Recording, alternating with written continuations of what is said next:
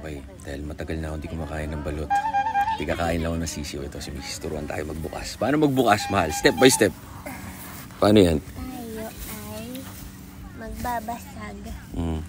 Cheers. Cheers. Woo! Okay, tapos sabay higop. Ay, higop. Ang init. Kainit.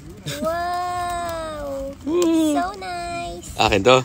Yeah. Okay, antayin kita para cheers tayo. Kasi meron siyang ayun. Ayun. Tapos lagyan natin ng salt. Ng salt. Asan ang salt? Okay, daddy. Okay lang. Akin na lang yan. Huwag kailangan may salt para masarap. Okay, kailangan daw may salt para masarap. Amo. Ang init. Yeah. Init. Blood. Bawal pala dito. Galing nila. Honey salt to. Hindi man ko naniniwala ng bawal magdala ng mga pagkain.